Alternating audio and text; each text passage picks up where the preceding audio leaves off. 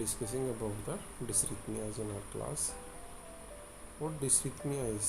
Dysrhythm means disturbance in the rhythm of heart's electrical activity. Heart की electrical activity के अंदर कोई उसके रिदम के अंदर कोई डिस्टर्बेंस आ रहा है, रेट रिदम के अंदर. जैसे आप नॉर्मली पता है कि नॉर्मली क्या रिदम होता है, पहले एट्रियल का कॉन्ट्रैक्शन होता है, फिर बाद में वेंट्रिकल का कॉन्ट्रैक्शन, रिलैक्सेशन कॉन्ट्रैक्शन का प्रोसेस चलता रहता है. ये नॉर्मली रिदम होता है. इसका प्रोसेस क्या होता है? नॉर्मल कंडक्टिविटी की बात करते हैं तो सबसे पहले अपने हार्ट के अंदर एक नोड होता है, ऐसे नोड, जो कि इलेक्ट्रिकल करंट जनरेट करता है. वहाँ से एट्रिया में स्प्रेड होता है. एट्रिया में स्प्रेड होने के बाद एवी नोड तक आता है. एवी नोड की स्पेशल क्वालिटीज़ होती हैं कुछ की, वो करंट को थोड़ी देर के लिए होल्ड कर सकता है. तो यहाँ जब तक करंट होल्ड रहेगा तब तक एट्रिया का पूरा डिपोलराइजेशन हो चुका होगा.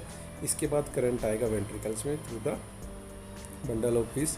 इसकी दो ब्रांचेज होती है, left bundle branch, right bundle branch, और फिर उससे परकिंजे फाइबर जो कि मायोकार्डियल टिश्यूज़ तक सप्लाई होते हैं. तो यहाँ एवी नोड से करंट जब बंडल ऑफ हिस तक जाएगा तब तक एट्रिया का कॉन्ट्रैक्शन या एट्रिया का डिपोलराइजेशन हो चुका होगा.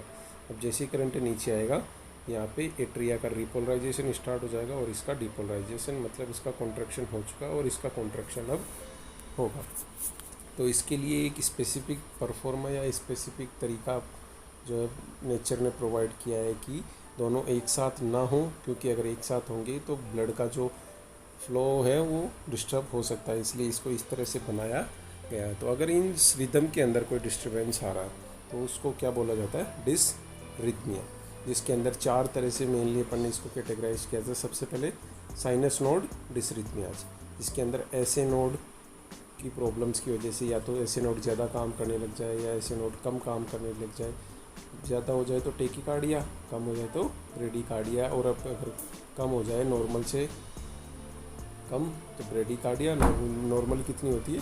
60 to 100. अगर लेस देन 60 हो जाए तो ब्रेडिकार्डिया, और मोर देन 100 हो जाए तो टेकिकार्डिया. इसी तरह से दूसरा था एट्रियल, यानी एट्रिया से रिलेटेड कोई भी डिसरिथमिया जिसके अंदर प्रीमेच्योर एट्रियल कॉम्प्लेक्स था. जिसके अंदर क्या होता है कि जैसे नॉर्मली तो साइनस नोड इम्पल्स जनरेट करता है, लेकिन इसके अंदर साइनस नोड के साथ साथ एट्रिया के कुछ फोकाई होते हैं, वो भी इम्पल्स जनरेट करने लग जाते हैं. नॉर्मली अगर 1 मिनट के अंदर 6 इम्पल्स आ रहे हैं तब तक ठीक है, कोई ट्रीटमेंट की ज़रूरत नहीं पड़ती. लेकिन अगर पीएसी का अमाउंट या पीएसी का काउंट 6 से ज़्यादा पर मिनट है तो अपने को उस पेशेंट को ट्रीटमेंट की नीड पड़ सकती है. इसके अलावा एट्रियल फ्लैटर था, जिसके अंदर जो रेट है वो बहुत ज़्यादा बढ़ जाती है. एट्रिया के जो फोकाइज हैं वो बहुत ज़्यादा स्टिमुलेट हो जाते हैं और ऐसे नोड के साथ साथ और बहुत सारी इम्पल्स जनरेट होने लग जाती है, जिसकी वजह से जो बार बार है वो पीवीए का अमाउंट बढ़ जाता है और क्यूआरएस का जो काउंट था वो ईसीजी के अंदर आपको कम देखने को मिलता है. एट्रियल फ्लैटर, और फिर आता है atrial fibrillation, atrial tachycardia, atrial flatter.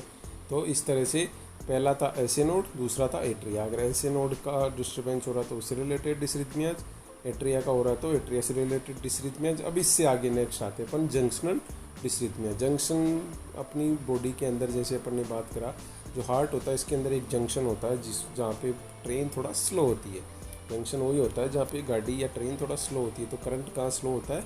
एवी नोड पे. तो AV node as a junction की तरह यूज होता है या एज ए जंक्शन की तरह रिप्रेजेंट होता है. तो एवी नोड के अंदर अगर कोई प्रॉब्लम आ रही है, उस वजह से अगर कोई भी डिसरिथमिया हो रहा है तो उसको किस नाम से जाना जाता है? जंक्शनल डिसरिथमिया. जिसमें सबसे पहला है प्रीमेच्योर जंक्शनल कॉम्प्लेक्स. जैसे प्रीमेच्योर आर्टेरियल कॉम्प्लेक्स था, ऐसे प्रीमेच्योर जंक्शनल कॉम्प्लेक्स. सेम ऐसे ही जैसे एट्रिया में ऐसे नोड के साथ साथ कोई और फोकाइज थे जो इम्पल्स दे रहे थे, वैसे ही जंक्शन पे भी जो एवी नोडल एरिया है उसके अंदर नॉर्मली एक्स्ट्रा इम्पल्स जनरेट होने लग जाती है. वो इम्पल्स क्या करती हैं?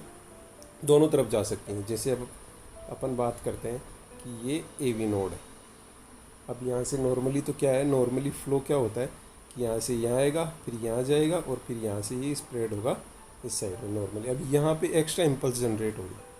अब मान लो ऐसे नोड काम नहीं कर रहा, किसी वजह से स्लो काम कर रहा है, तभी ऐसी कोई प्रॉब्लम आएगी. तो एवी नोड के अंदर कोई प्रॉब्लम आई जिसकी वजह से इसने एक्स्ट्रा इम्पल्स जनरेट करना स्टार्ट कर दिया। इधर से भी आ रहा है और साथ में इधर से भी आ रहा है, दो इम्पल्स हो गई। अब ये इम्पल्स या तो ऊपर की साइड हो सकती है या नीचे की साइड, रेट्रो बैकवर्ड और फॉरवर्ड दोनों साइड में जा सकती है, जो ए वी नोड से जनरेट होगी, क्योंकि नॉर्मली वहाँ से जनरेट नहीं होती। जब ऐसे नोड काम नहीं करता है तब A V node as a pacemaker काम करता है, तो उसकी रेट बहुत कम होती है ऐसे नोड से। लेकिन अगर ऐसे नोड काम नहीं करता तो वहाँ पे ए वी नोड काम करने लग जाता है और वो बैकवर्ड और फॉरवर्ड दोनों तरफ इम्पल्स जनरेट करने लगता है। तो इस कंडीशन में प्री मैच्योर जंक्शनल कॉम्प्लेक्स के अंदर क्या होगा, ऐसे नोड के इम्पल्स के साथ साथ ए वी नोड पे भी कुछ इम्पल्स जनरेट होने लग जाते हैं। तो a premature junctional complex is an impulse that starts in the A V nodal area before the next sinus impulse reaches to the A V node. मतलब A V node तक एक impulse आई, यहाँ से ये नीचे की तरफ गई, अब अगली इम्पल्स यहाँ से आएगी, उससे पहले एक इम्पल्स यहाँ जनरेट, मतलब ऊपर की साइड तो एक ही वेव आई थी लेकिन नीचे दो वेव हो गई। तो पी वेव तो एक ही आएगी लेकिन क्यू आर एस का काउंट बढ़ जाएगा, फिर पी वेव आएगी, फिर क्यू आर एस तो हो गए, फिर पी वेव आएगी।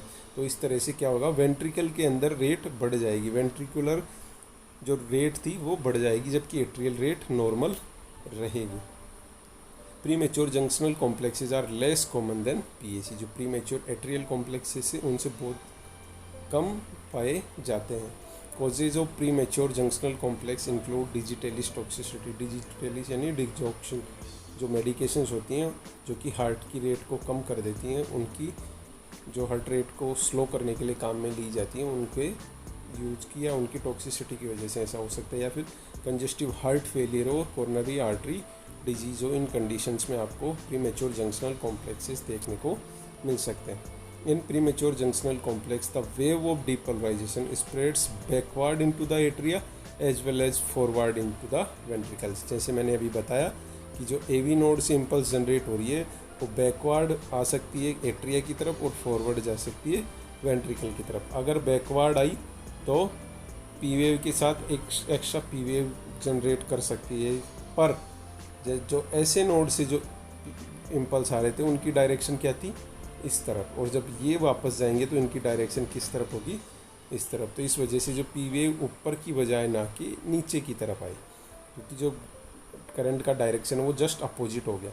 नॉर्मली करंट का डायरेक्शन किस तरफ होता है, यहाँ ऐसे नोड ने इम्पल्स जनरेट किया और ये इस तरह से एट्रिया में स्प्रेड हुए, तो करंट का जो ओवरऑल इंडेक्स है या जो डेविएशन वो आएगा इस डायरेक्शन में, लेकिन जो कि पॉजिटिव आता है, अपने को नॉर्मल पता है। लेकिन अब क्या हो रहा है, अब यहाँ से इधर की तरफ करंट जा रहा है, ऊपर की तरफ, तो इसका जो नेट पोटेंशियल है वो किस तरफ जाएगा, या नेट डेविएशन है इस तरफ, मतलब जो पहले जा रहा था उसके जस्ट अपोजिट। तो मतलब पी वेव भी उल्टी हो जाएगी, जो पॉजिटिव थी पी वेव वो नेगेटिव या इन्वर्टेड पी वेव आएगी। और अगर ये नीचे की तरफ जा रहा है वेंट्रिकल्स की तरफ तो पी आर इंटरवल शॉर्ट हो जाएगा, क्योंकि ये पी वेव आई, फिर क्यू आर एस कॉम्प्लेक्स आया और फिर टी वेव, और फिर वापस पी वेव के बाद क्यू आर एस कॉम्प्लेक्स जल्दी आ जाएगा, क्योंकि अगली ऐसे नोड से पहले ही क्या हो गया है, एक एक्स्ट्रा इम्पल्स आ गई है, तो पी आर इंटरवल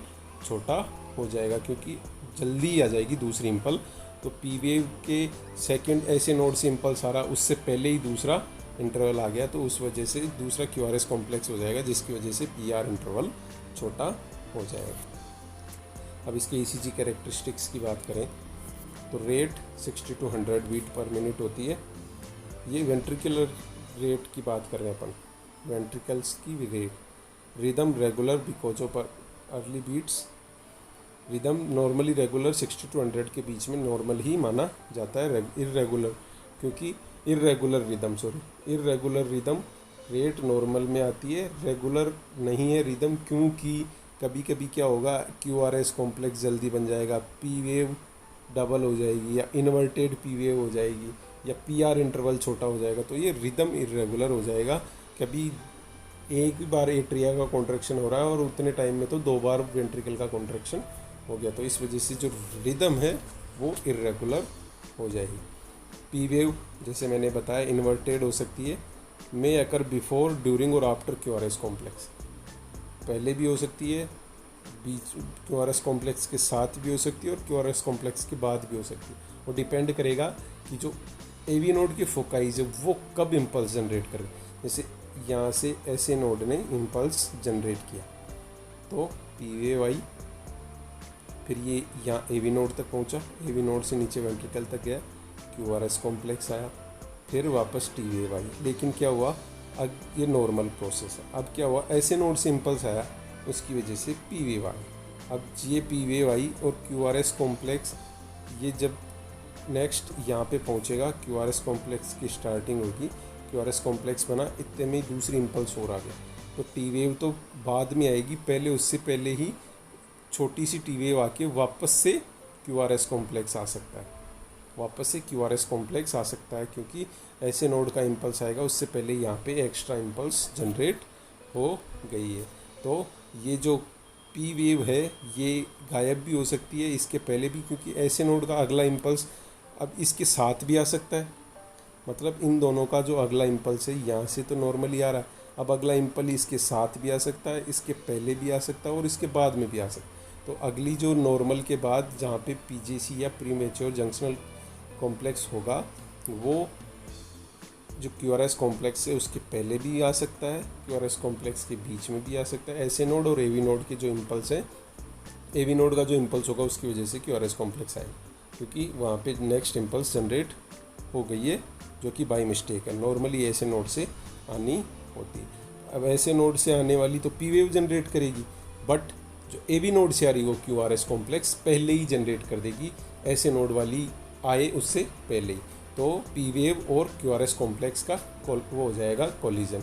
ये आपस में एक साथ दो इवेंट एक साथ हो गए जो कि नहीं होने चाहिए थे। तो इस वजह से ये ड्यूरिंग, बिफोर और आफ्टर कभी भी आ सकती है और इन्वर्टेड होगी, क्योंकि इसकी डायरेक्शन अपोजिट साइड में भी हो सकती है, जैसे मैंने अभी बताया। इन्वर्टेड भी हो सकती होगी, इन्वर्टेड भी हो सकती है। नेक्स्ट बात करें Q R S complex, usually normal, क्योंकि अगर इम्पल्स जा रहा है तो Q R S complex normally आएगा। लेकिन अगर बहुत ज़्यादा पीजेसी आ रहे हैं, बार बार हो रहे हैं, तो इसके साइज़ में, शेप में और ड्यूरेशन के अंदर चेंजेज आ सकते हैं। कि बहुत ज़्यादा जल्दी जल्दी अगर आ रहे हैं या फिर पी वेव के साथ आ गया तो इसकी शेप के अंदर चेंजेज आ सकते हैं। और पी आर इंटरवल, जैसे मैंने आपको पहले ही बताया था कि पी आर इंटरवल छोटा हो जाएगा, क्योंकि पी और क्यू आर एस कॉम्प्लेक्स के बीच की जो टाइमिंग थी वो कम हो जाएगी, क्योंकि एवी नोड ज़्यादा इम्पल्स जनरेट कर रहा है या एवी नोड बीच में ही एक इम्पल्स और डाल रहा है, जिसकी वजह से क्यू आर एस कॉम्प्लेक्स जल्दी ही जनरेट हो जा रहा है, जिसकी वजह से पी आर इंटरवल छोटा हो जाएगा। जैसे आपको इस डायग्राम में दिख रहा है, यहाँ नॉर्मल है, ये नॉर्मल है, ये नॉर्मल है। यहाँ देखो, इसके अंदर आपको दिख रहा है कि इस डिस्टेंस हो गई है कम। टी वेव के बाद सीधा क्या आ गया, क्यू आर एस कॉम्प्लेक्स। यहाँ से पी वेव इसके अंदर ही मिक्स हो गई है, टी वेव के अंदर ही ये क्यू आर एस कॉम्प्लेक्स आया। इसके बाद नॉर्मली तो होना चाहिए था, वापस से ये वाली वेव आनी चाहिए थी, ये वाली वेव आनी, जैसे पी वेव आई, फिर क्यू आर एस कॉम्प्लेक्स, फिर टी वेव, फिर पी वेव, फिर क्यू आर एस, फिर टी वेव, फिर पी वेव, फिर क्यू आर एस, फिर टी, फिर यहाँ पी क्यू टी। अब यहाँ से पी वेव गायब हो गई है और क्यू आर एस कॉम्प्लेक्स ही आ गया है, क्योंकि यहाँ पे एक्स्ट्रा जो इम्पल्स आ रहा था वो आ गया है, या जो एवी नोड से जो इम्पल्स आना था वो आ गया, जिसकी वजह से यहाँ से पी वेव या तो क्यू आर एस कॉम्प्लेक्स के साथ ही मिक्स हो गई या फिर वो आई ही नहीं। फिर यहाँ पे लंबा पोज हो गया क्योंकि एक्स्ट्रा इम्पल्स आ गया। फिर इसके बाद वापस P wave, Q R S T, P Q R S T. तो इस तरह से ये एक्स्ट्रा वेव यहाँ पे ही आपको दिखेगी और स्पेसिफिकली ये लीड 2 में आपको देखने को मिलेगी। इसके बाद बात करें इन्वर्टेड पी वेव, जो मैंने अभी बताया, तो आपको इन्वर्टेड पी वेव दिखेगी ऐसे। पी वेव जैसे नॉर्मली ऊपर की साइड आती है, फिर क्यू आर एस कॉम्प्लेक्स आता है, फिर टी वेव आती है, फिर थोड़ा गैप, फिर पी वेव आती है। तो ये पी वेव कैसी हो जाएगी, ये पी वेव हो जाएगी इन्वर्टेड।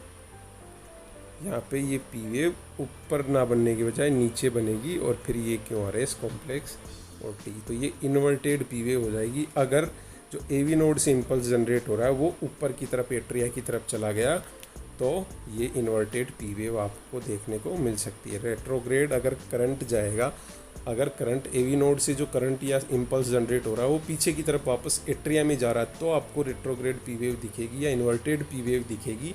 वरना अगर वो वेंट्रिकल्स की तरफ आ रहा है तो क्यू आर एस कॉम्प्लेक्स का काउंट बढ़ जाएगा, पी वेव नॉर्मल रहेगी। तो ये क्या होता है, प्री मैच्योर जंक्शनल कॉम्प्लेक्स। अब इसके बाद सेकेंड आता है junctional rhythm accelerated junctional rhythm and junctional tachycardia, मतलब अब क्या हुआ, जंक्शन पे रिदम बढ़ गया, जंक्शन ने ऐसे नोड के साथ साथ खुद भी इम्पल्स जनरेट करने लग गया। जो एवी नोड होता है वो एज ए पेस मेकर काम करने लग जाता है। ऐसे नोड तो काम कर ही रहा था, जो एवी नोड है वो भी पेस मेकर की तरह काम करने लग जाता है, मतलब ये भी अब एक इम्पल्स जनरेट करने लग जाता है। तो इस वजह से क्या होगा, अमाउंट बहुत ज़्यादा बढ़ जाएगा किसका, इम्पल्सेज का। तो इसके बेसिस पे इसको 3 में डिवाइड किया गया है। जंक्शनल रिदम अगर 40 से 60 बीट पर मिनट है, वेंट्रिकल एसिलरेटेड है अगर 60 से 100, और जंक्शनल टेकिकार्डिया अगर 100 से 200 बीट पर मिनट आ रहा है, तो इसके बेसिस पे इसको डिवाइड किया गया, junctional rhythm, accelerated junctional rhythm and junctional tachycardia. तो ये 40 से 60 बीट अगर पर मिनट है तो जंक्शनल रिदम, और अगर 60 से 100 है तो एसिलरेटेड जंक्शनल रिदम, और 100 से 250 है तो जंक्शनल टेकिकार्डिया।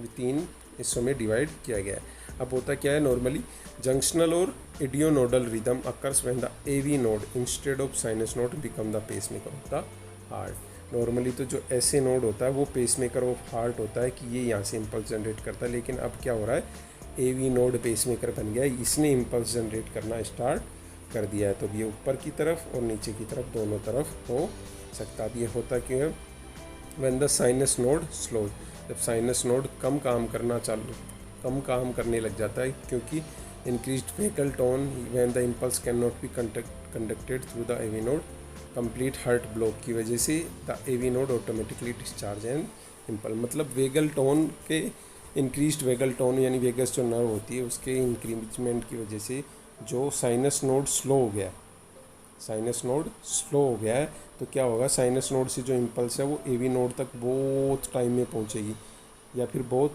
पहुंचेगी नहीं, तो क्या करेगा, एवी नोड खुद में भी वो क्वालिटी होती है एवी नोड में, ये खुद इम्पल्स जनरेट करने लग जाता है, लेकिन वो नॉर्मल नहीं होगा। अगर कोई पैथोलॉजिकल कंडीशन होती है तो ही ऐसे नोड की जगह एवी नोड काम करेगा।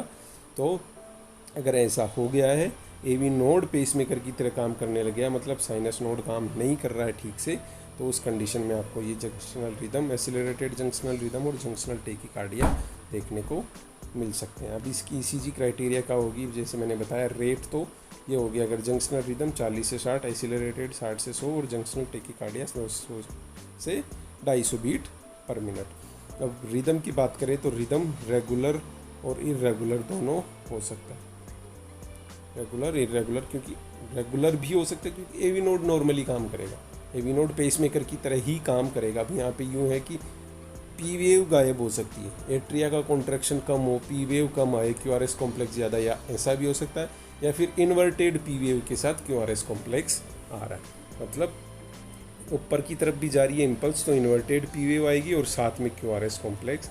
यहाँ पे पीआर इंटरवल गायब भी हो जाएगा, क्योंकि यहाँ पे अब उतना टाइम नहीं है कि एवी नोड का जो डिपोलराइजेशन के प्रोसेस की वजह से जो सेगमेंट आ रहा था या पीआर इंटरवल आ रहा था वो गायब हो जाएगा। तो इन्वर्टेड पी वेव के साथ क्यूआरएस कॉम्प्लेक्स आपको देखने को मिल सकते हैं। तो रिदम रेगुलर हो सकता है कि एट्रिया वेंट्रिकल का हो रहा है, और इरेगुलर भी हो सकता है। क्यूआरएस की shape and duration usually normal but may be abnormal. Normal अगर वेंट्रिकल तक जाएगा करंट तो उसकी वजह से जो क्यूआरएस वेव है वो नॉर्मली बनेगी, लेकिन अगर इसके अंदर करंट कम हो रहा हो, पी वेव के साथ आ रहा हो, तो फिर इसकी शेप में और ड्यूरेशन के अंदर चेंजेज हो सकते हैं। अब इम्पोर्टेंट चीज़ आती है पी वेव। पी वेव के साथ क्या होगा, पी वेव में भी एब्सेंट, क्योंकि अगर ऊपर की तरफ करंट नहीं गया एवी नोड का तो पी वेव नहीं बनेगी। या फिर आफ्टर द क्यूआरएस कॉम्प्लेक्स, कि पहले वेंट्रिकल तक पहुंची फिर वापस ऊपर की तरफ गई और वहाँ पे जाके, या फिर ऐसे नोड ने बहुत लेट या कभी कभी ऐसे नोड इम्पल्स जनरेट कर रहा है, उसकी वजह से एट्रिया का कॉन्ट्रैक्शन हो रहा है। और before the QRS may be inverted specially in lead two, अगर होगी तो इन्वर्टेड होगी, क्योंकि ऐसे नोड तो बहुत रेयरली काम कर रहा है एवी नोड।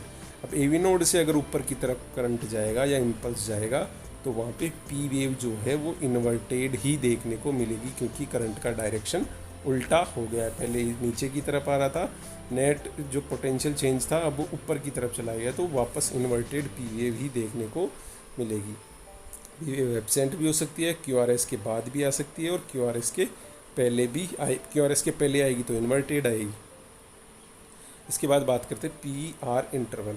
ये in front of the QRS PR interval is less than 0.12 second. Normally 0.12 to 2.20 होता है PR इंटरवल, ये 0.12 से भी कम हो जाएगा। मतलब P वेव के, अगर P wave in front of QRS आएगी तो, अगर P वेव इन्वर्टेड हो 6 से पॉजिटिव में हो, अगर QRS कॉम्प्लेक्स से पहले आ रही है तो वहाँ पे आपको PR इंटरवल दिखेगा, वरना अगर P वेव ही एब्सेंट है तो PR इंटरवल आपको वहाँ पे नहीं मिलेगा।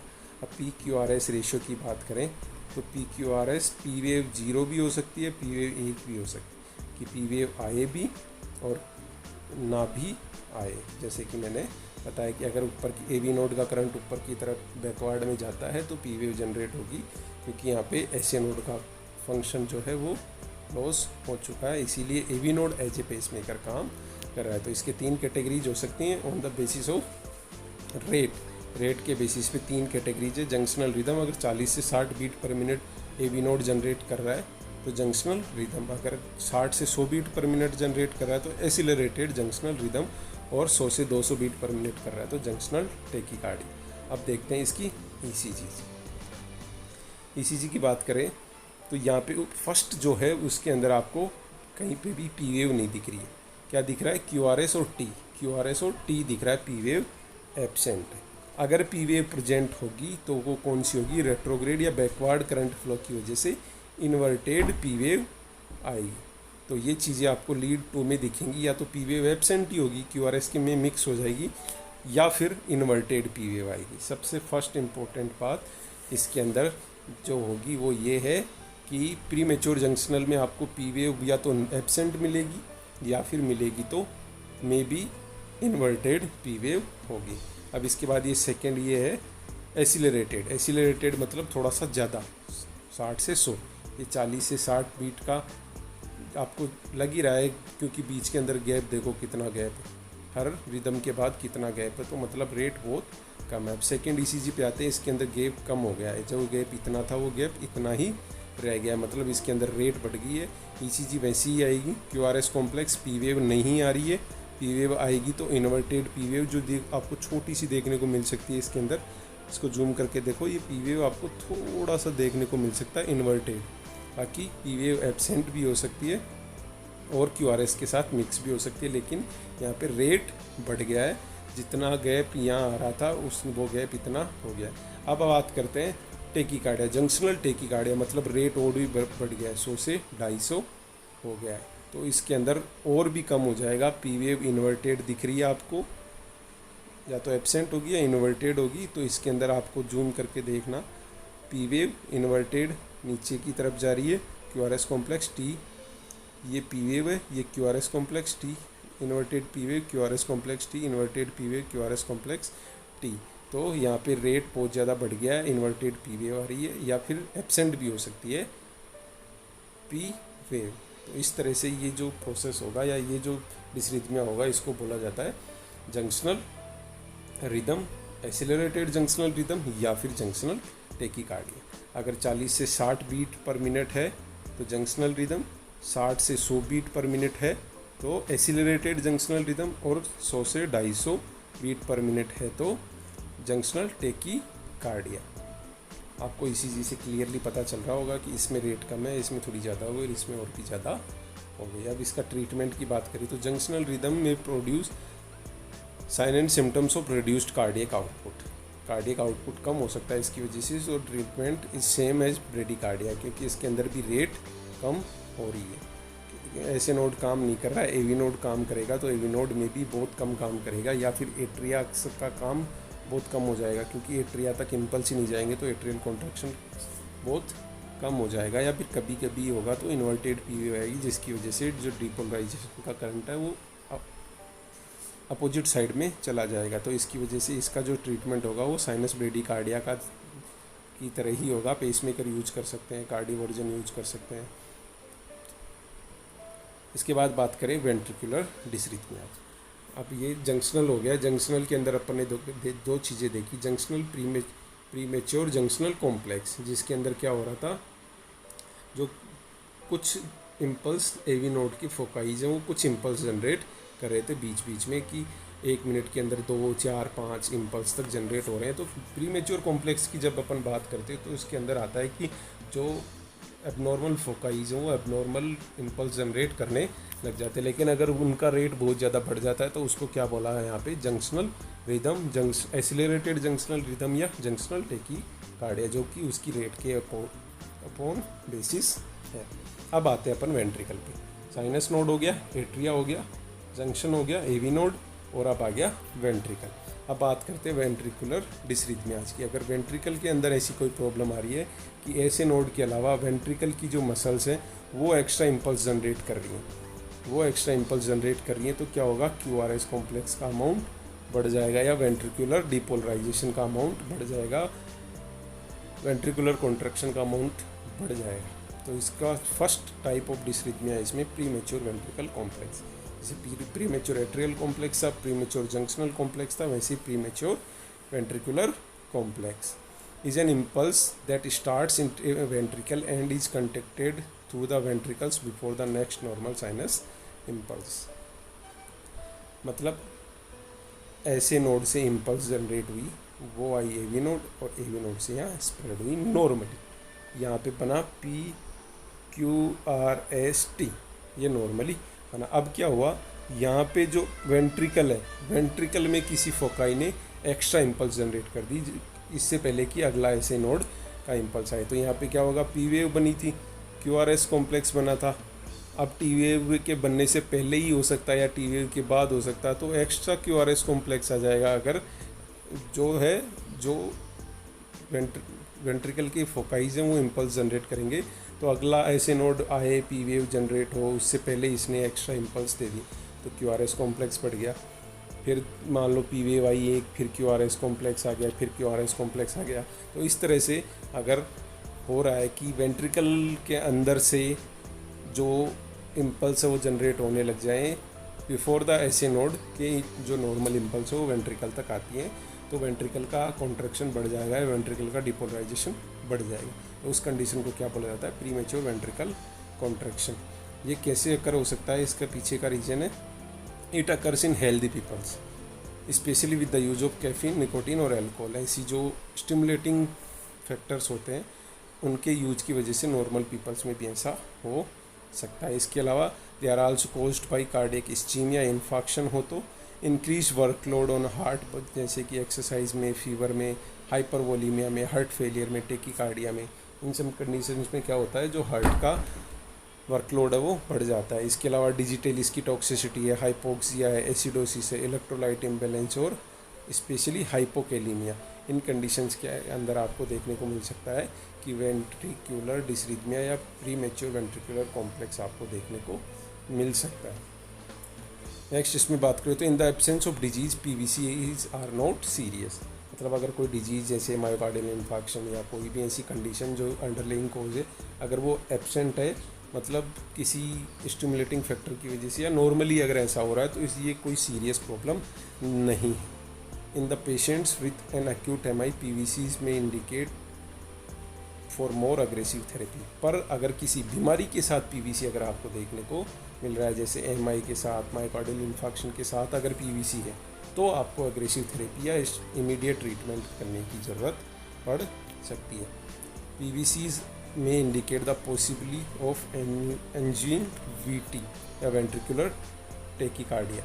वेंट्रिकुलर टेकीकार्डिया के चांसेस बढ़ा देता है PVC। अगर PVC का अमाउंट बहुत ज़्यादा आ रहा है, जैसे मैंने अभी बताया था कि प्रीमेच्योर एट्रियल कॉम्प्लेक्स अगर 6 पर मिनट आ रहे हैं तो कोई दिक्कत वाली बात नहीं। वैसे ही अगर मोर फ्रिक्वेंट देन 6 पर मिनट, अगर 6 से ज़्यादा आ रहे हैं हर मिनट में, तो भी प्रॉब्लम है। मल्टीफोकल और पॉलीमॉर्फिक हैविंग डिफरेंट शेप्स, मतलब अलग अलग फोकाई अलग अलग पावर का इम्पल्स जनरेट कर रहा है। मतलब एक ही फोकाई से नहीं, बहुत सारे अलग अलग फोकाईज हैं, अलग अलग सेंटर्स से इम्पल्स जनरेट हो रहा है। तो उन सेंटर्स का जो अमाउंट है या उस इम्पल्स का जो पोटेंशियल है वो चेंज हो सकता है। तो उसकी वजह से QRS कॉम्प्लेक्स का साइज़ भी चेंज हो सकता है। तो QRS कॉम्प्लेक्स के साइज़ से अपने को पता चल सकता है कि मल्टीफोकल है और पॉलीमॉर्फिक है, क्योंकि अलग अलग डिफरेंट शेप की अगर सेम इम्पल्स आएगी सेम साइज़ का क्यू आर एस कॉम्प्लेक्स आएगा, मतलब सेम अमाउंट का इम्पल्स आ रहा है। लेकिन अगर ये अलग अलग शेप के आ रहे हैं, मतलब अलग अलग जगह से इम्पल्स आ रहे हैं, तो वो भी एक प्रॉब्लम हो सकती है। और अकर्स टू इन ए रो, और कंटिन्यूसली अगर दो हो रहे हैं तो प्रॉब्लम ज़्यादा सीरियस हो सकती है। कि जैसे पी वे वाई, फिर क्यू आर एस कॉम्प्लेक्स आया, फिर से क्यू आर एस कॉम्प्लेक्स आ गया। तो अगर कंटिन्यू दो आ रहे हैं एक ही रो में, नॉर्मल के बाद दो अगर कंटिन्यूस आ रहे हैं पीवीसी, तो वो प्रॉब्लम हो सकती है। और दो के एक के बाद एक आया, फिर 4-5 नॉर्मल बीटाई, फिर एक आया, तो वो प्रॉब्लम ज़्यादा सीरियस नहीं होगी। और last one is occurs on the T wave have not been found to be precursors of VT. तो ये चीज़ें आपको वेंट्रिकुलर टेकिकार्डिया के लिए प्रिकर्सर्स हो सकती है। तो ये चीज़ें आपको ध्यान में रखनी है। क्या क्या, अगर 6 से ज़्यादा आ रहा है, मल्टीफोकल है, 2 से ज़्यादा एक साथ आ रहे हैं और टी वेव के साथ आ रहा है, तो आपको ज़्यादा ध्यान रखना है। In a rhythm called bigeminy every other complex is a PVC. मतलब अगर बाई जेमिनी मतलब पी क्यू आर एस के बाद क्यू आर एस, अगर हर दूसरे नॉर्मल इम्पल्स के अंदर अगर एक extra Q R S complex आ रहा है या एक एक्स्ट्रा पीवीसी आ रहा है, तो उसको बोला जाएगा बाई जेमिंग। मतलब एक नॉर्मल ईसीजी के अंदर, एक साइकिल ऑफ ईसीजी के अंदर अगर एक आ रहा है तो प्रॉब्लम हो सकती है। मतलब हर दूसरी ईसीजी में एक आ रहा है, एक आई, एक ECG normal, Q R S T normal आई, फिर पी वे वाई, फिर क्यू आर एस, फिर क्यू आर एस, और फिर पी वे वाई। अब इसके बाद नेक्स्ट पी वे वाई, फिर क्यू आर एस कॉम्प्लेक्स, फिर टी वे। मतलब कि एक आई, फिर दूसरी में आया, तीसरी में नहीं आया, मतलब ये नॉर्मल है। अगर 2 4 5 के बाद एक आ रहा है तो नॉर्मल। लेकिन हर दूसरी ईसीजी के अंदर अगर आपको पीजेसी दिख रहा है या प्रीमेच्योर वेंट्रिकुलर कॉम्प्लेक्स दिख रहा है, पीवीसी, तो उसको क्या बोला जाएगा, बाई जेमिनी। बाई जेमिनी अगर हर दूसरा ईसीजी के अंदर आपको पीवीसी दिख रहा है तो। और अगर हर third complex, trigeminy is a rhythm in which every third complex is a PVC. अगर हर तीसरा है, और quadrigeminy is a rhythm in which every fourth complex is a PVC. अगर हर दूसरा कॉम्प्लेक्स जो क्यूआरएस कॉम्प्लेक्स अगर पीवीसी है तो बाइजेमिनी। अगर हर तीसरा क्यूआरएस कॉम्प्लेक्स पीवीसी है तो ट्राइजेमिनी, और हर चौथा क्यूआरएस कॉम्प्लेक्स पीवीसी है तो क्वाड्रीजेमिनी। ऐसे इसको अलग अलग नाम भी दिए गए हैं। अब बात करते हैं ईसीजी की कैरेक्टरिस्टिक्स की। तो ventricular and atrial rate, ventricular and atrial rate depends on the underlying rhythm. Rhythm पे डिपेंड करेगी कि कितना रिदम आ रहा है या कैसे आ रहा है, वेंट्रिकल का ज़्यादा है, एट्रियल का ज़्यादा है, किसका ज़्यादा आ रहा है, तो उस पे ही बेस करेगी रेट। अपन नहीं पता लगा सकते उसके बिना। रिदम की बात करें तो इर्रेगुलर होगा, ऑब्वियस सी बात है, इर्रेगुलर होगा क्योंकि पीवीसी जनरेट हो रहा है बीच बीच के अंदर, पीवीसी आ रहा है, तो उसकी वजह से जो एट्रिया वेंट्रिकल होना चाहिए तो वेंट्रिकल का 2-3 बार होगा, जितनी बार में एट्रिया का एक ही बार होगा। तो इसकी वजह से क्या क्या हो सकता है, तो क्यू आर एस अर्ली आएगा, और अर्ली आएगा ही क्योंकि क्यू आर एस क्यों है, वेंट्रिकल्स की कॉन्ट्रैक्शन की वजह से। और वेंट्रिकल को अगर एक्स्ट्रा इम्पल मिलेगी तो एक्स्ट्रा कॉन्ट्रैक्शन होगा, एक्स्ट्रा कॉन्ट्रैक्शन होगा तो एक्स्ट्रा क्यू आर एस या अर्ली क्यू आर एस आएगा, जो कि पी वे के बाद पी आर इंटरवल और फिर उसके बाद आना चाहिए था, वो जल्दी आ जाएगा, creating 1 R R interval that is shorter than the others.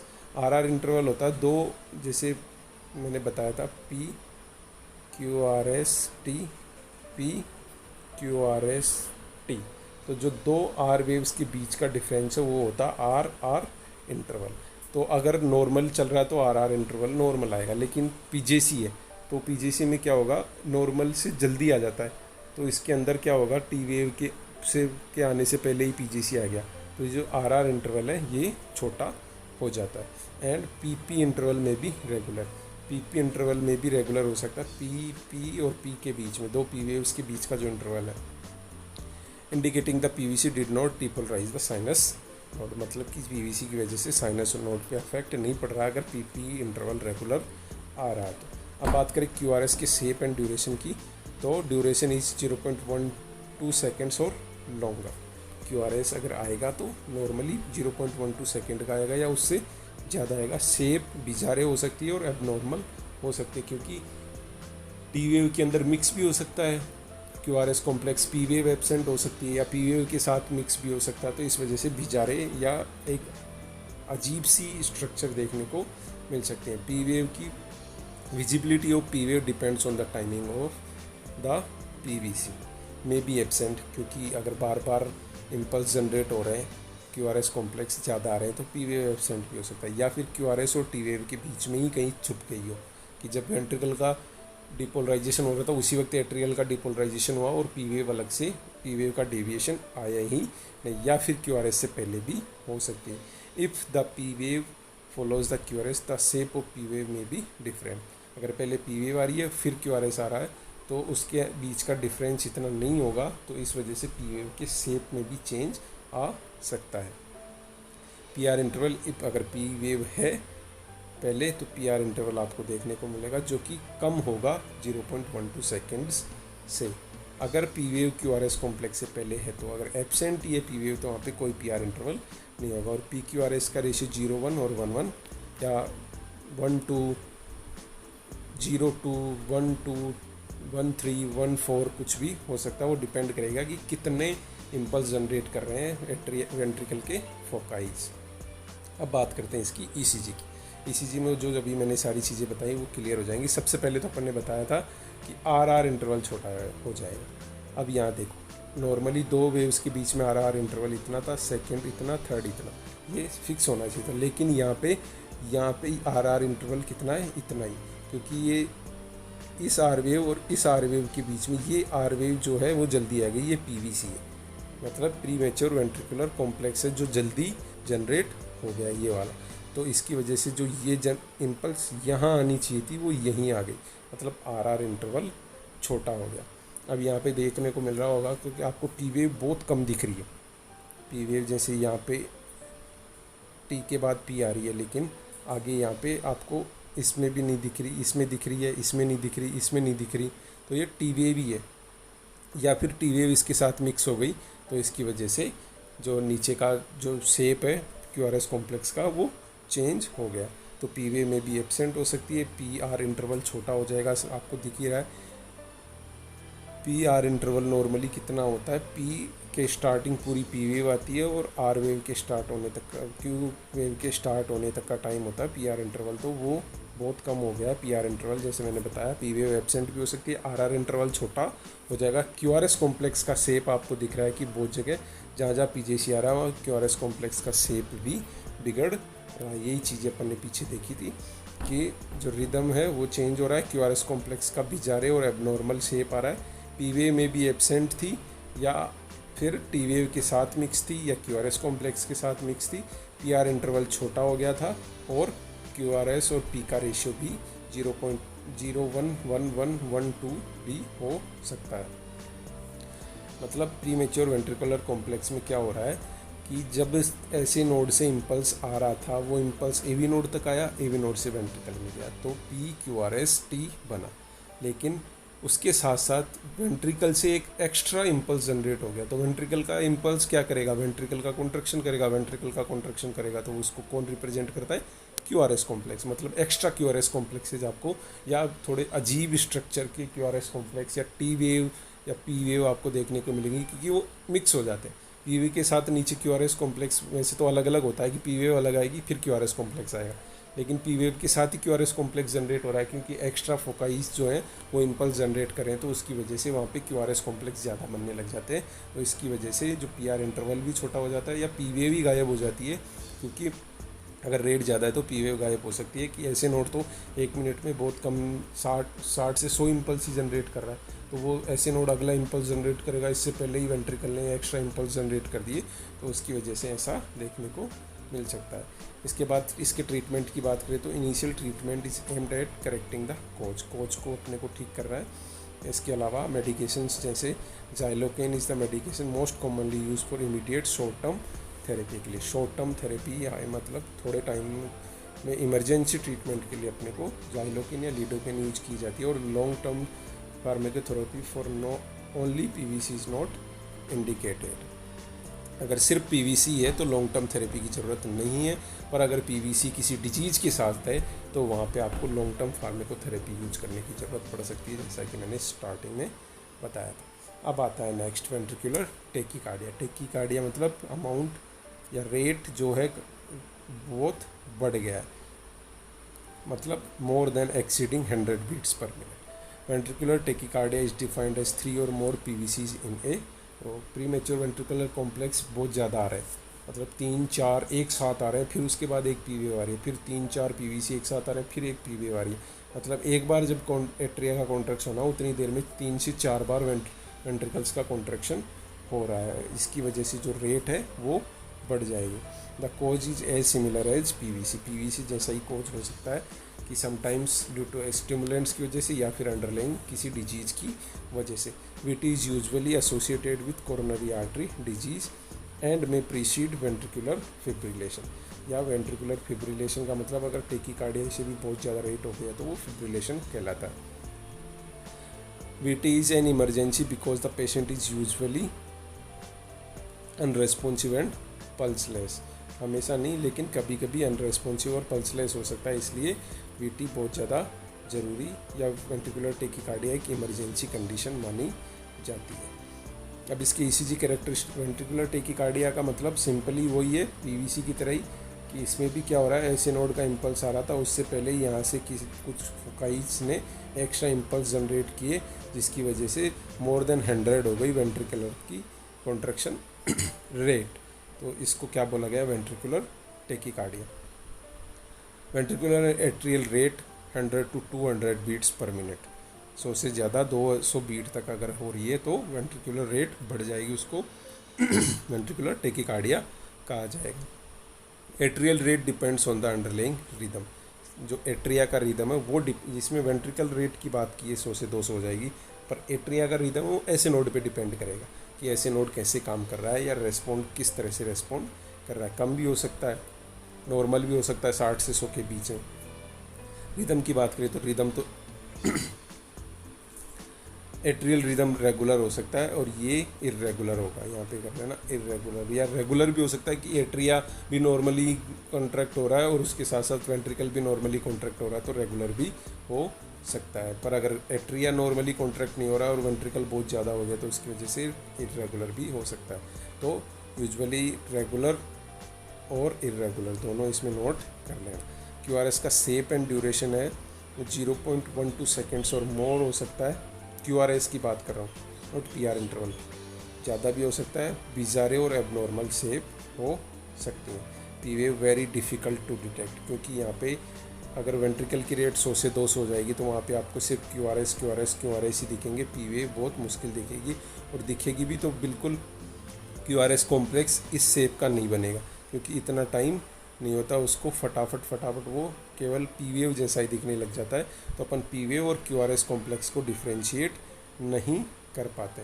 PR interval very irregular कभी दिख रहा है, अगर PVA दिख रही है तो आपको PR इंटरवल दिखेगा, PVA भी अगर आपको पता नहीं चलेगी, आप PVA भी डिटेक्ट नहीं कर पाओगे तो PR इंटरवल भी कहाँ से आएगा।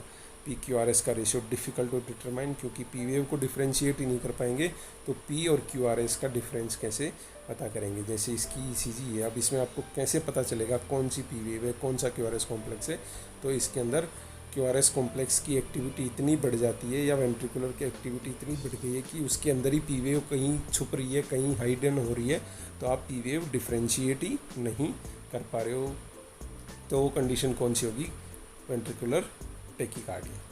इसके ट्रीटमेंट के लिए आपको कार्डियोवर्जन या डिफिब्रिलेटर, जो सिंक्रोनाइज्ड डिफिब्रिलेशन होता है, वो यूज करना पड़ेगा। ट्रीटमेंट ऑफ चॉइस मतलब जो मूवीज़ में देखते हो ना, वो 2 पैडल लेके जो चेस्ट के ऊपर लगाते हैं, डिफिब्रिलेटर्स करंट जनरेट किया जाता है, वो यूज किया जाता है। If the patient is unstable, अगर अनस्टेबल है तो, और स्टेबल है तो अपन जो फार्मेकोलॉजिकल थेरेपी से पेसमेकर का यूज करके भी कर सकते हैं। Several factors determine the initial medication use of treatment. जैसे ventricular tachycardia in a patient who is unconscious and without a pulse is treated with the same manner as ventricular fibrillation. Immediate मतलब pulse भी नहीं है, pulse less है और unconscious है तो defibrillator अपने को यूज करना ही करना है। इसके बाद आता है लास्ट वेंट्रिकुलर फिब्रिलेशन मतलब रेट और भी ज़्यादा बढ़ गया है, वेंट्रिकल ने बहुत ज़्यादा इम्पल्स जनरेट करना स्टार्ट कर दिया है। एक पी वेव बन रही है उतनी देर में तो 10 से 15 QRS कॉम्प्लेक्स बन रहे हैं, और पी वेव कहीं पता ही नहीं चल रही QRS कॉम्प्लेक्स के बीच में कहाँ, मतलब अब तक जो शेप ऐसा दिख रहा था आपको पिछली ECG में वो बिल्कुल यूँ हो जाएगा, बिल्कुल ऐसे हो जाएगा कि आपको QRS कॉम्प्लेक्स पी वेव किसी का कोई डिफ्रेंशिएशन नहीं पता चल रहा है।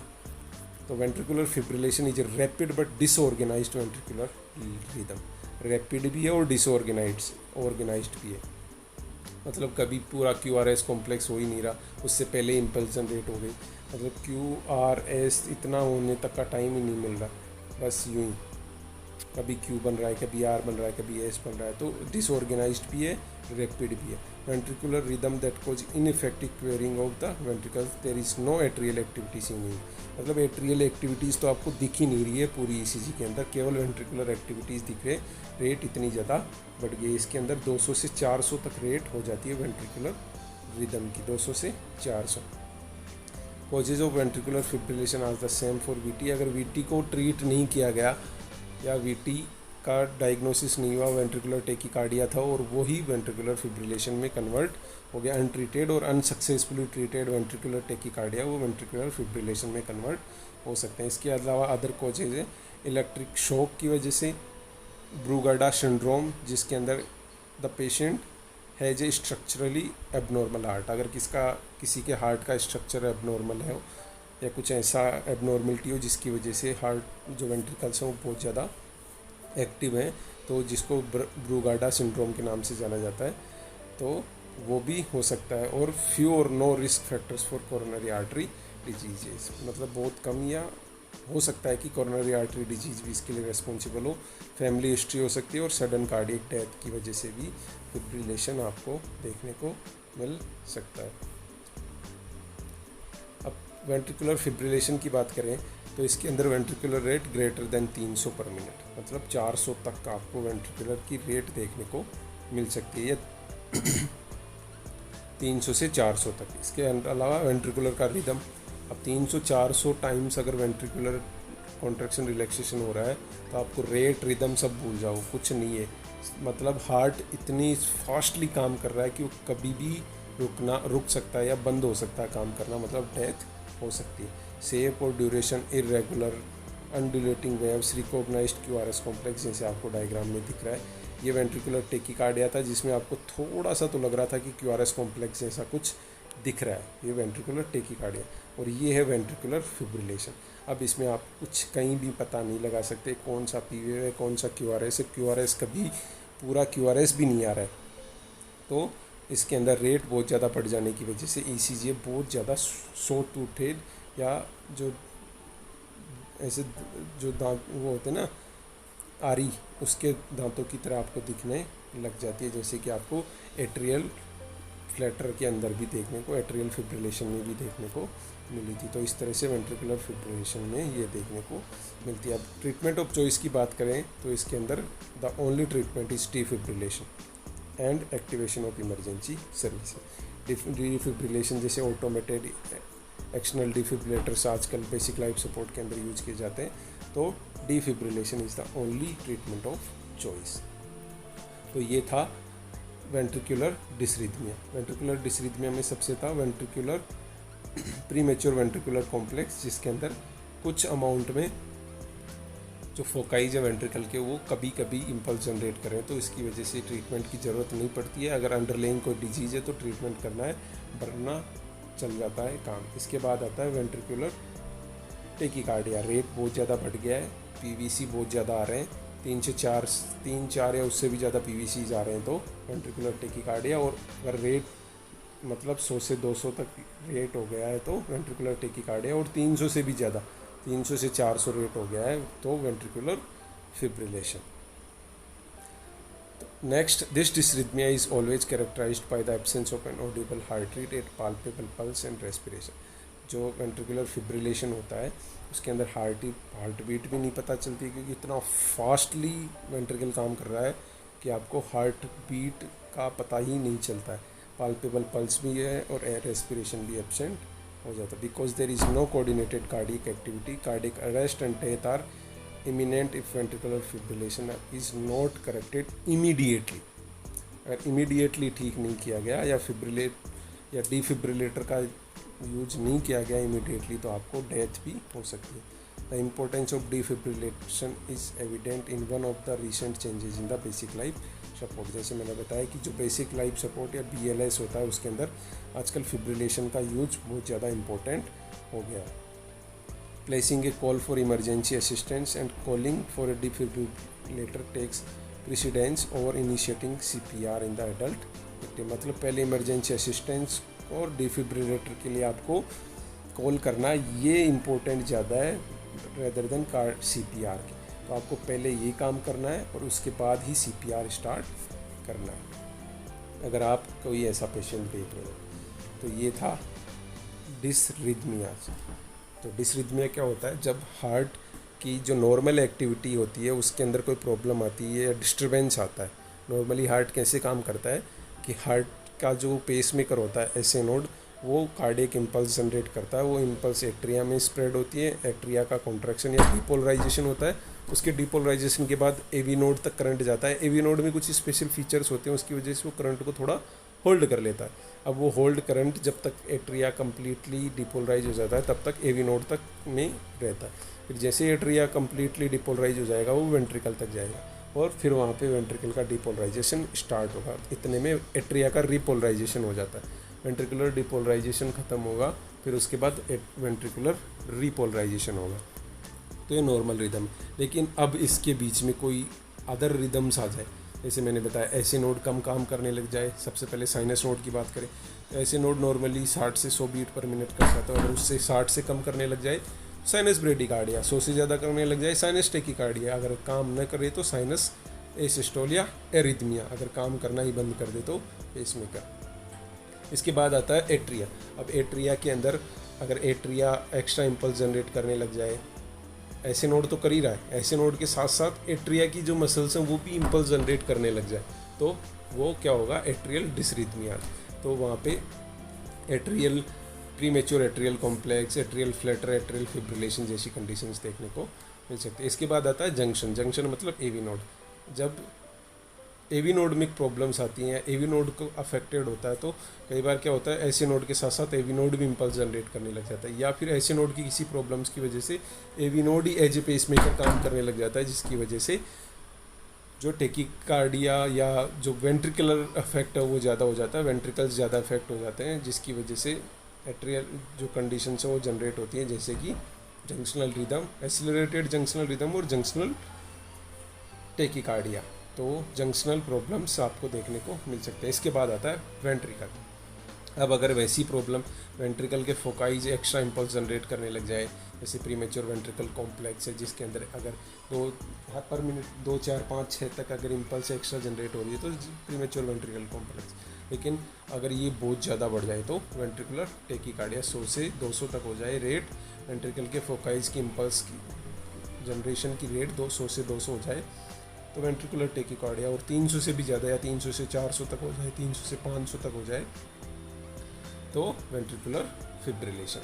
ये इस तरह से होता है डिसरिथमियाज। अब डिसरिथमियाज को ट्रीट करने के लिए कुछ एंटी एरिथमिक मेडिकेशंस यूज की जाती हैं, जो मैंने बीच बीच में उनमें भी बताई हैं और लास्ट में लिस्ट भी बता रहा हूँ कि कौन सी क्लास होती है, उसके अंदर कौन सी ड्रग आती है और उसका क्या एक्शन होता है। तो फर्स्ट 1A क्लास है जिसमें क्विनिडीन, प्रोकेनामाइड और डाइसोपेरामाइड आती है, जो कि मॉडरेटली डिप्रेट करती हैं डीपोलराइजेशन को, डीपोलराइजेशन को कम कर देती हैं, रीपोलराइजेशन का टाइम बढ़ा देती है ताकि बार बार डीपोलराइजेशन ना हो, और एट्रिया और वेंट्रिकुलर के डिसरिथमियाज को ट्रीट करने के लिए काम में आती हैं। इसके बाद 1B में आता है लीडोकेन, जाइलोकेन या मैक्सिलिटीन टोकिनाइड, जो कि क्या करती है? Minimal depression of depolarization, shortened depolarization और ट्रीट वेंट्रिकुलर डिसरिथमियाज। डिपोलराइजेशन है उसको डिप्रेस कर देती है, डिपोलराइजेशन को डिप्रेस के साथ साथ शॉर्ट भी कर देती है, और इससे वेंट्रिकुलर डिसरिथमियाज को ट्रीट किया जाता है। इसके बाद आती है 1C कैटेगरी, फर्स्ट का C, जिसमें आती है फ्लिकेनाइड, प्रोपेफेनोन, जो कि जिसकी वजह से क्या होता है, इनका एक्शन होता है कि डिपोलराइजेशन को डिप्रेस करती है। लिटिल इफेक्ट ऑन डिपोलराइजेशन, इसके से एट्रियल और वेंट्रिकुलर डिसरिथमियाज को ट्रीट किया जा सकता है। इसके बाद आता है एसीब्यूटालोल, एटिनोलोल, लाबेटालोल, मेटाप्रोलोल। ये डिक्रीज्ड ऑटोमेटिसिटी और कंडक्शन को, मतलब जो हार्ट की ऑटोमेटिसिटी या कंडक्शन की क्वालिटी होती है उसको कम कर देती है। मतलब हार्ट की जो कॉन्ट्रैक्शन की पावर, रिलैक्सेशन की पावर होती है, हार्ट की रेट को कम कर देती है, हार्ट के वर्कलोड को कम कर देती है, जिससे एट्रिकुलर और वेंट्रिकुलर डिसरिथमियाज को ट्रीट किया जा सकता है। क्लास थर्ड है एम्यूडेरोन, जो कि क्या करती है, रिपोलराइजेशन को बढ़ा देती है, जिससे प्राइमरीली अपन वेंट्रिकुलर डिसरिथमियाज को ट्रीट करते हैं और may be used in atrial dysrhythmias. And last one is class fourth verapamil diltiazem, जो कि क्या करती है, कैल्शियम चैनल्स होते हैं उनको ब्लॉक कर देती है, जिससे कि एट्रियल डिसरिथमियाज को ट्रीट किया जा सकता है। तो ये कुछ एंटी एरिथमेटिक ड्रग्स हैं जो कि अपन जो डिसरिथमियाज हैं उनको ट्रीट करने के लिए यूज करते हैं। तो थैंक यू गाइज, ये डिसरिथमियाज कंप्लीट हो गया है कि कौन से हार्ट का जो रिदम है वो उनमें डिस्टर्बेंस आता है, कौन से होता है, क्या ट्रीटमेंट होता है, उसकी वजह से क्या क्या ईसीजी के अंदर चेंजेस आते हैं। तो थैंक यू गाइज, समझ में आया हो, अच्छा लगा हो तो like share and subscribe on my YouTube channel. Thank you.